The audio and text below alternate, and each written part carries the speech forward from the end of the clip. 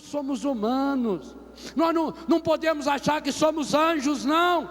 Aliás, não queira ser anjo, porque no bom sentido da palavra, a história da igreja nos conta que os anjos têm inveja de nós, porque eles não podem receber a Eucaristia e nós podemos.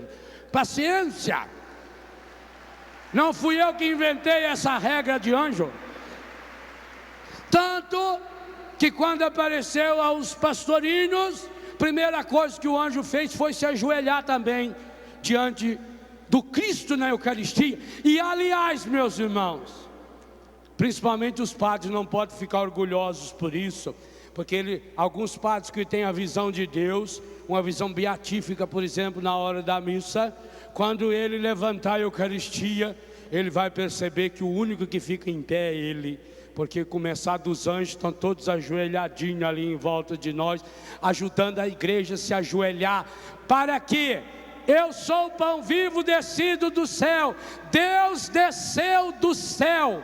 Está lá no capítulo 2 da Constituição Dogmática Dei Verbum, para nos elevar até Deus. Que coisa estupenda! Não há nenhuma teoria religiosa, nenhuma, nem mesmo o panteísmo afirma uma barbaridade dessa, que a igreja afirma em cada Eucaristia. Sabe, eu fico cada dia mais apaixonado na nossa igreja, e eu não tenho dúvida nenhuma que a nossa igreja foi fundada e consolidada por nosso Senhor Jesus Cristo e plenificada no batismo do Espírito Santo em Pentecostes. Porque a cada missa, quando nós sacerdotes humildemente abaixamos a nossa cabeça diante de um coroinha, uma criança, às vezes uma criança que não tem ainda nem consciência do que está acontecendo, e suplicamos: lavai-me, Senhor, dos meus pecados. Nós dizemos que possamos, logo antes afirmamos, que possamos, quando colocamos a gota d'água, aquela milésima gota d'água, os padres sabem disso, que a gota d'água deve ser a menor. Se o vinho no cálice deveria ter quantidade suficiente para ser todo ele derramado no cálice, porque Jesus deu todo o seu sangue, a água deve ser a menor gota, porque o pecado da humanidade inteira não dá a milionésima gota do sangue redentor de Jesus. Ali a igreja nos ensina que nós possamos participar da divindade do vosso Filho, que se dignou a assumir a nossa humanidade. Isso é dogma, isso é certeza absoluta da nossa fé. Isso está na Constituição Dogmática Dei Verbum, isso está na Constituição Sacrosanto Concílio, que nós recebemos essa graça. Por isso que eu dizia no começo: eu sei, o céu desceu, o céu está entre nós, e mais ainda, olha que coisa estupenda, o céu entra dentro de mim.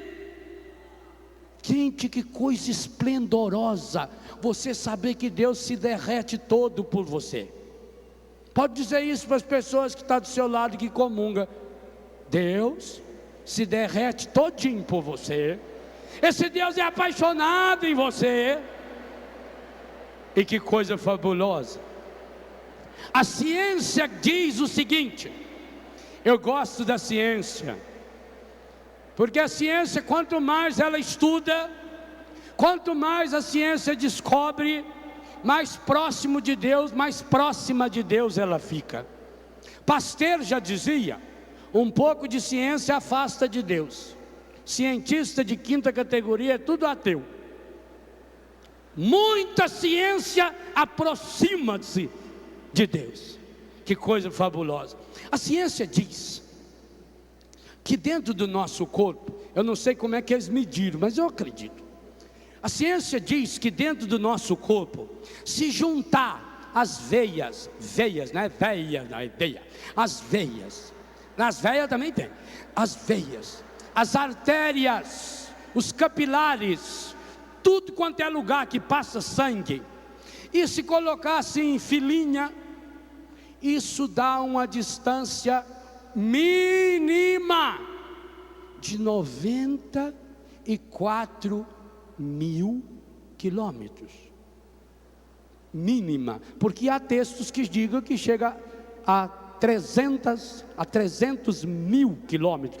Eu vou ser humilde, eu vou ficar no 94. 94 mil quilômetros. É mais ou menos 10 vezes que Matteo Calise gastou na distância de fazer daqui até a Itália.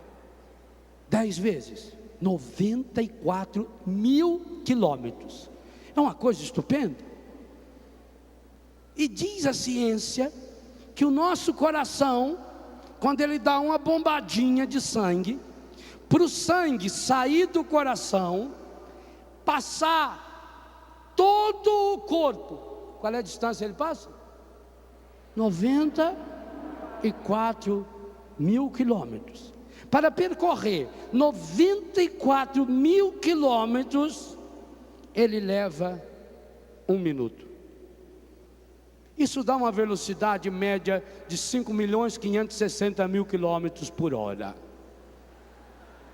Nem o pensamento dos mais apressados. Não existe nenhuma máquina capaz nem de imaginar. O avião supersônico, ele anda a 2.000 e poucos quilômetros por hora. 2.000. Como é esse bichinho que não anda quase nada aí? Uma lesma. 2.000 quilômetros por hora. Imagina, dentro de você o seu sangue leva 1 minuto para percorrer 94 mil quilômetros, portanto, 5.560.000 quilômetros por hora. Isso a ciência descobriu. Mas o que a ciência não sabe, e aí a fé vem ensinar, é por quê? Por que essa rapidez toda?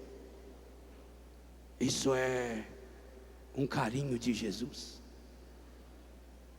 É a rapidez que Ele sente cada vez que nós o recebemos na Eucaristia.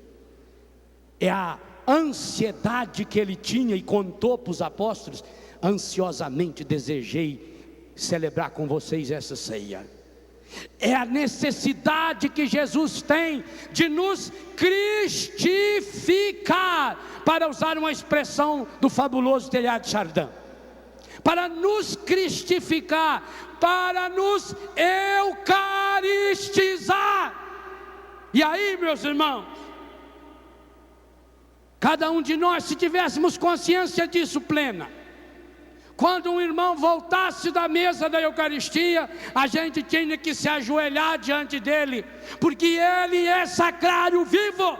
E por isso mesmo,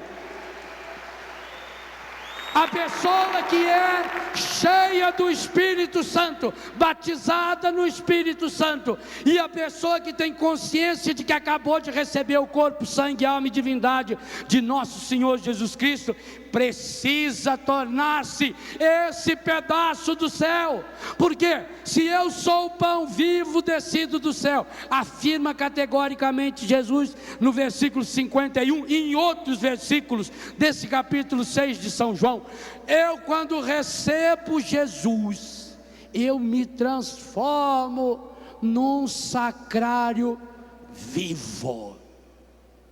E preciso aprender a me comportar como tal. Ah, meus irmãos, agora vem a minha responsabilidade e a sua.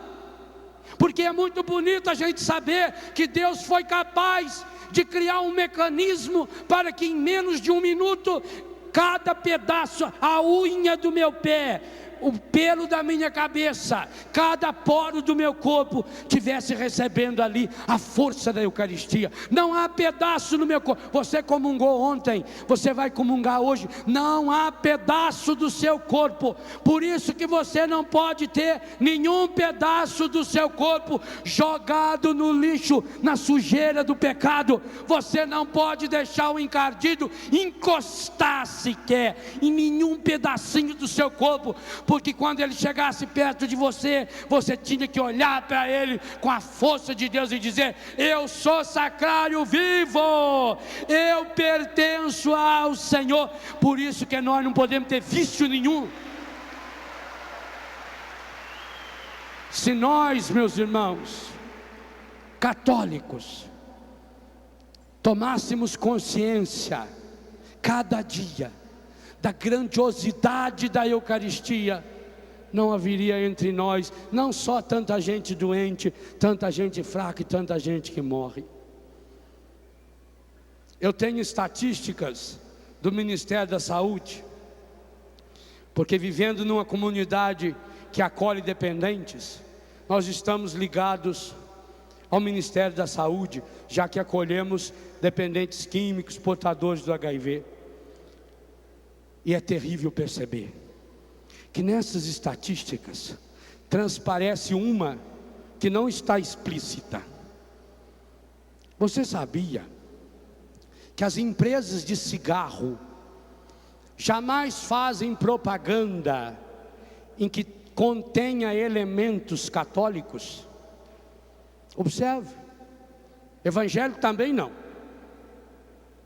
Nunca uma propaganda transparece um símbolo católico, com propaganda de cigarro, porque as empresas de cigarro sabem que 93% dos que definem a religião por católicos são fumantes.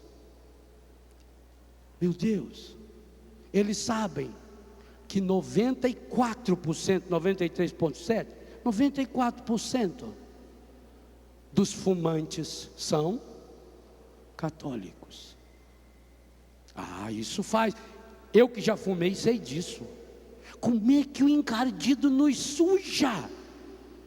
Olha bem, quando nós abrimos a nossa mão, e quem for comungar para receber na mão, deveria sempre receber na mão, a igreja deixa livre, mas a mão esquerda deveria estar aberta aqui na altura do peito, na altura do coração, não é nem lá embaixo, e nem para fazer uma concha também não. Você faz um altar solene aqui, e recebe Jesus. Você recebe com Jesus na palma da sua mão, você toma e santamente coloca na sua boca.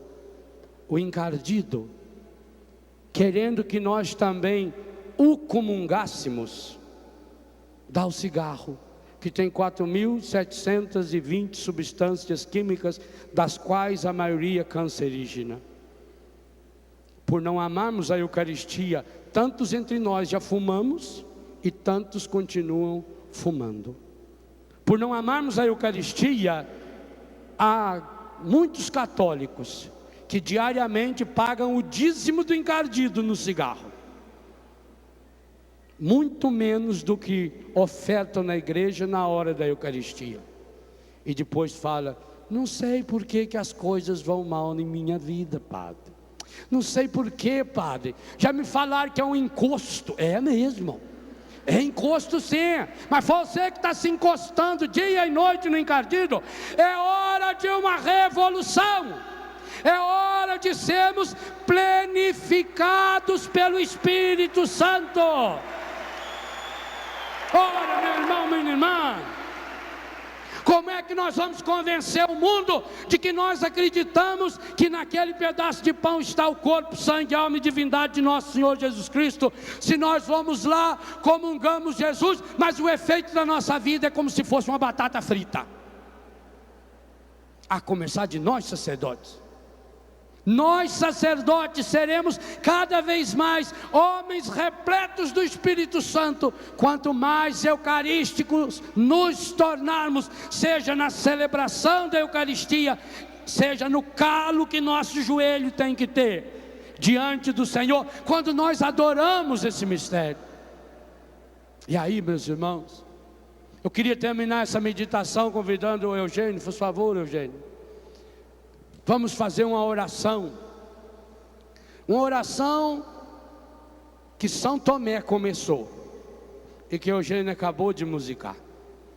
Uma oração que nós precisamos fazer, porque ela contém a adoração, o reconhecimento da grandeza do Senhor, mas ao mesmo tempo ela contém o reconhecimento da nossa fraqueza. Eu creio, mas aumenta a minha fé.